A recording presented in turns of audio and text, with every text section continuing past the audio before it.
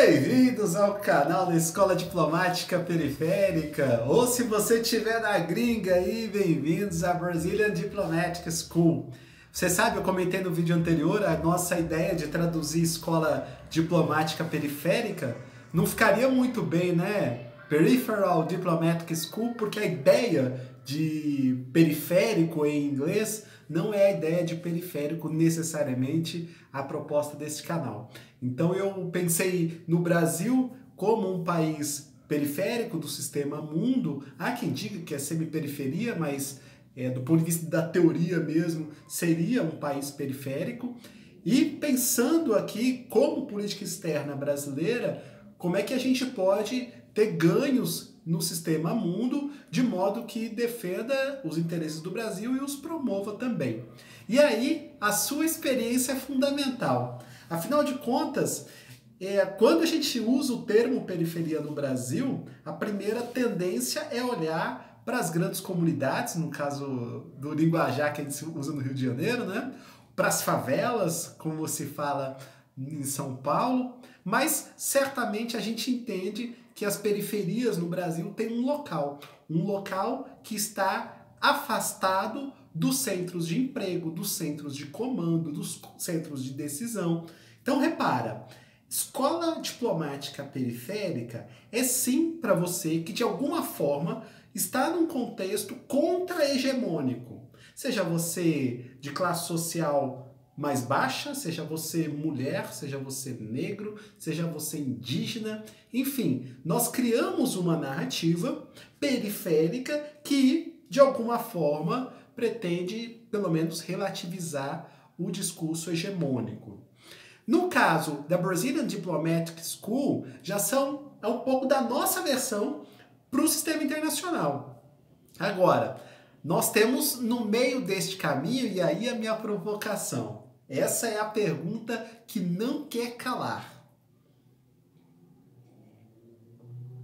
A pergunta que não quer calar é a seguinte: o que existe, me ajude se você puder, o que existe entre a escola diplomática periférica, e aí eu estou me referindo aos diplomatas periféricos, CACDistas e agentes de movimento social e ativistas oriundos desse espaço, né, anti-hegemônico ou contra-hegemônico. O que existe entre esses diplomatas periféricos e, de outro lado, a nossa política externa? O que tem que faz com que esses diplomatas periféricos não sejam os representantes da política externa do Brasil? Se você disse elite brasileira, você tá com a gente, você compreendeu o espírito deste canal.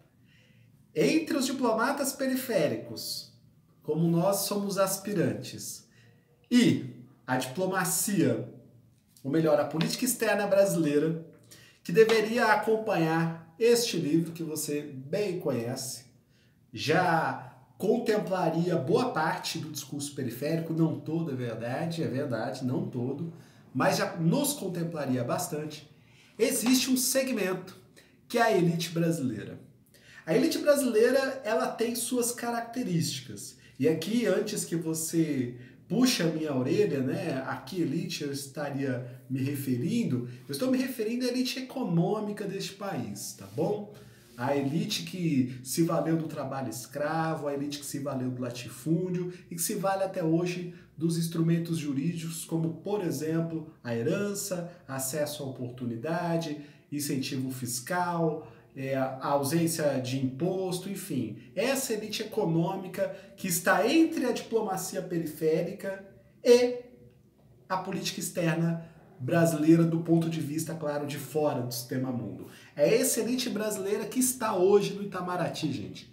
Se não está apenas entre os diplomatas, está nos centros de decisão. Quem forma a política externa hoje, não sou eu que estou dizendo, você pode buscar aí a literatura vasta. Eu queria citar aqui só o professor, só a título de curiosidade, se você quiser investigar isso mais a fundo, procura um professor da Universidade Federal de Minas Gerais, Davidson Lopes.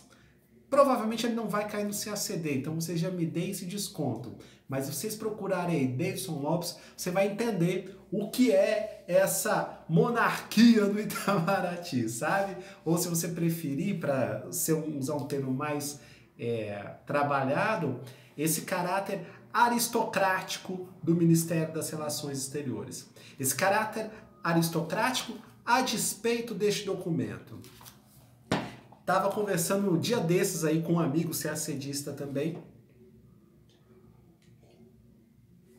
Ele falou, não, César, o Itamaraty tem o programa de ação afirmativa mais avançado do governo federal. Não, César.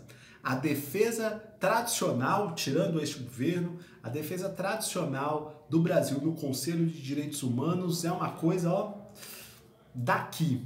A defesa do Brasil na Organização Mundial do Comércio, César, você não pode dizer que nós estamos falando de um ministério aristocrático. Bem, eu realmente não poderia dizer se fosse apenas uma impressão pessoal, aí seria leviano da minha parte. Mas se você quiser uma porrada de bibliografia para discutir essas questões, eu estou fazendo toda essa introdução para saber que você está num canal que tem um conteúdo político-filosófico por trás. A gente não está aqui para que novos negros, novas mulheres, novas pessoas oriundas de uma classe social menos favorecida vá para o Ministério das Relações Exteriores manter o discurso hegemônico. A despeito, inclusive, da capacidade, digamos, intelectual dos nossos CACDistas, o meu receio é que nós, enquanto população periférica, passamos a reproduzir um discurso que não atende à herança histórica que nós estamos, pelo menos, provocando. Isso significa que o olhar da política externa, ele tem, em primeiro lugar, um caráter técnico, que é para o cargo ao qual nós estamos nos candidatando. Então nós, de fato, seremos diplomatas. E diplomatas, já dizia meu avô, diplomata é o militar de terno. Agora, o fato de você fazer política externa, você vai concordar comigo que a política é a técnica da diplomacia. Concorda? Quando você defende os interesses do Brasil em qualquer posto que você tiver, sobretudo do exterior, você está defendendo os interesses do Brasil de forma política. E quando você está, por exemplo, num consulado, ou quando você está dentro do que se chama diplomacia pública, né? Você tem uma articulação com as universidades locais, com o empresariado local, você tem um olhar diferente do que é o olhar da maioria do perfil do corpo diplomático brasileiro. Pergunte a você mesmo e responda. Se você quiser colocar nos comentários, eu acho que seria, sobretudo, bastante interessante, bastante instigante esse debate. A pergunta é a seguinte, se você tivesse... você já foi ao exterior, né? Você provavelmente, se foi ao exterior, já teve alguma relação com o nosso corpo diplomático no exterior. A minha pergunta é se quando você estiver no exterior,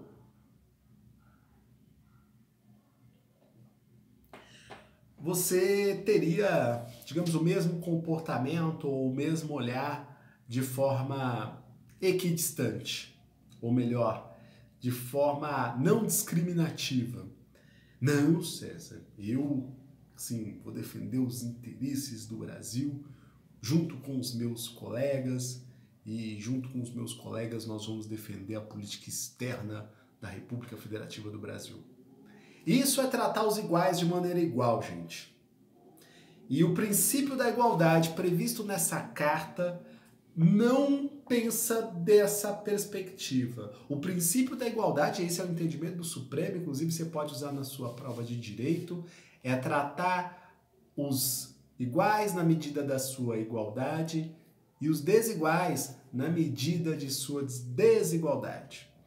Essa nuance, essa contraposição da isonomia faz com que prevaleça o direito material das pessoas. Então, quando você vê, por exemplo, um brasileiro indocumentado, ele está numa situação de vulnerabilidade e ele necessita do socorro do Estado brasileiro.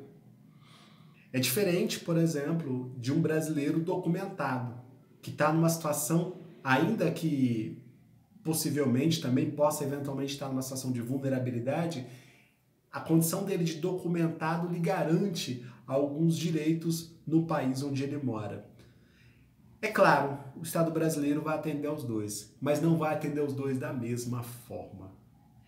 Esse olhar, gente, da diferença, ele vem da origem periférica.